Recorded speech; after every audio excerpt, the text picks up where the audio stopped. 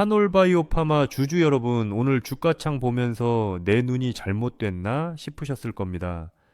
10%런 하락불이 켜진 화면을 보며 가슴이 철렁하셨을 텐데, 오늘 제가 그 답답함의 근원을 아주 적나라하게 파헤쳐 보겠습니다. 단순히 바이오가 원래 이래요 같은 뻔한 위로 말고 도대체 어디서 스텝이 꼬인 건지, 그리고 우리가 잡고 있는 이 밧줄이 과연 다시 일어설 기회가 있는 줄인지 아주 쉽고 명쾌하게 풀어보겠습니다. 영상을 보시고 공감되는 내용이 있거나 다른 의견이 있으면 댓글로 남겨주세요. 본 영상은 투자 권유가 아니며 투자 책임은 본인에게 있습니다. 우선 이 회사의 명함부터 다시 한번 확인해 보죠. 한올바이오파마는 어전을 갑자기 툭 튀어나온 회사가 아닙니다. 1973년에 세워져서 1989년에 이미 코스피에 상장된 본업 매출 기반이 있는 제약사예요. 단순히 신약 개발합니다라고 외치기만 하는 바이오 벤처들과는 근본부터 다릅니다. 미국 법인인 HPI를 통해서 신약의 해외 임상과 라이선스 업무를 아주 전문적으로 하고 있고, 실제로 우리 몸의 호르몬을 조절하는 내분비계나 피를 잘 돌게 하는 순환기계 의약품을 직접 만들어서 팔고 있는 진짜 제약사입니다. 장사 성적표를 보면 본업의 기초 체력이 어느 정도인지 보입니다.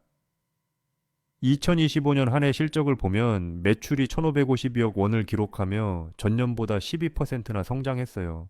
특히 장 건강을 책임지는 바이오탑은 2025년 8월 기준으로 정장제 처방 시장에서 점유율 약 20%를 찍으며 당당히 1등을 차지했고요. 전립선암 치료제인 엘리가드도 2025년 8월 누적으로 매출 114억 원이라는 역대급 기록을 세웠습니다. 제약 부문 매출만 1338억 원에 달하니 파는 물건 하나는 확실하다는 뜻이죠. 그런데 여기서 궁금증이 생기실 겁니다. 장사 잘했다면서 왜 적자야? 라고 말이죠. 2025년 영업이익은 9억 원 손실, 당기순이익은 56억 원 손실을 기록했습니다. 보통 바이오 회사가 적자라고 하면 연구개발에 돈을 쏟아 부었겠지라고 생각하기 쉬운데 이번엔 좀 다릅니다. 실제 숫자를 보면 경상연구비는 193억 원으로 오히려 전년보다 3% 정도 줄었어요. 대신 판매비와 관리비가 625억 원으로 전년 대비 18%나 늘었습니다. 결국 매출은 성장했지만 물건 팔고 관리하는 데 드는 비용 부담이 커지면서 수익성이 잠시 흔들린 상태라고 보는 게 정확합니다. 자, 이제 오늘 우리를 가장 힘들게 만든 진짜 범인을 검거해 보겠습니다. 주인공은 바로 한올의 간판 스타였던 바토클리맙입니다. 이 친구가 갑상선 암병증, 즉 눈이 툭 튀어나오는 병인 테드를 고치겠다고 미국에서 임상 3상을 치렀거든요. 그런데 지난 4월 2일 날아온 성적표가 그야말로 충격이었습니다. 이번 하락은 단순히 바이오가 소외됐다거나 기대감이 빠졌다는 수준이 아닙니다. 24주 시점에서 안구 돌출이 2mm 이상 개선되어야 한다는 1차 평가 지표를 두 건의 임상 3상에서 모두 맞추지 못한 것이 핵심입니다. 이 소식에 로이반트의 매트 글라인 CEO는 이 결과로는 앞으로 테드 분야에서 추가 개발을 지지하기 어렵다고 밝히며 사실상 고개를 저었습니다. 시장에서는 테드 상업화 기대는 이제 크게 후퇴했구나라고 실망하며 매도 버튼을 누른 겁니다. 다만 회사 측은 테드 적응증에 대한 추가 개발은 어렵다고 보면서도 바토클리맙의 향후 전체 개발 계획은 한올과 다시 재검토하겠다는 입장을 열어둔 상태입니다. 하지만 여러분, 시험 한번 망쳤다고 인생 끝나는 거 아니죠? 이번 결과에서도 묘한 희망의 시그널은 있었습니다. 일단 안전성 결과는 기존 연구들과 대체로 일관됐고 새롭게 발견된 위험 신호는 없었습니다. 그리고 약을 세게 썼던 초반 12주 구간에서는 안구 돌출 개선 효과가 꽤 괜찮게 나왔어요. 더 흥미로운 건 갑상선 기능 항진증에 울같이 앓고 있는 환자들 사이에서는 갑상선 호르몬이 정상으로 돌아오는 반응이 관찰됐다는 겁니다. 이건 예전 그레이브스병 임상 2상 때와 비슷한 수준이었거든요. 즉 약효 시그널은 분명히 있었지만 상업화의 기준선인 24주 지표를 넘지 못한 겁니다. 그래도 바토클리맙이라는 물질 자체가 쓰레기통으로 갈 수준은 아닙니다. 이미 중증 근무력증인 MG 임상 3상에서는 성공적인 결과를 얻었거든요. 현재 일본에서 허가 신청을 준비 중이고요. 만성염증성 탈수초성 다발신경병증인 CIDP 역시 초기 단계이긴 하지만 데이터 흐름은 고무적입니다. 물론 CIDP는 아직 초기 단계의 풀링 데이터라 MG만큼 확실한 건 아니지만 가능성은 보여줬다는 거죠. 결론적으로 테드라는 특정 과목에서 낙제점을 받았을 뿐 MG는 삼상 성공, CIDP도 희망을 보여주며 여전히 카드로 살아있다는 뜻입니다. 여기서 우리가 진짜 주목해야 할 사실이 하나 더 있습니다. 시장의 눈치는 이미 바토클리맙에서 차세대 엔진인 IMBT1402로 옮겨가고 있었다는 점입니다. 사실 파트너사인 이뮤노반트는 작년 3월에 이미 바토클리맙으로 바로 허가 신청 안 하고 140이 개발을 더 우선순위에 두겠다고 선언했었습니다. 특히 이번 테드 실패 발표에서도 이뮤노반트는 140의 빠른 개발에 집중하겠다며 특히 그레이브스병을 핵심 전략 우선순위로 꼽았습니다. 140가 그냥 막연한 다음 타자가 아니라 이미 실질적인 주인공 자리를 꿰차고 있었다는 거죠. 이뮤노반트는 현재 2025년 12월 말 기준으로 약 9억 9,450만 달러라는 어마어마한 현금을 쌓아두고 이 140이 개발에 집중하고 있습니다. 그럼 남은 일정은 어떻게 될까요? 한올은 연초에 세계 자산에서 5개의 임상 결과 발표가 있을 것이라고 예고했었습니다. 그 중에서 테드 결과 2건은 이미 이번에 발표가 된 거고요. 이제 남은 핵심 일정들을 연도별로 딱 정리해 드릴게요.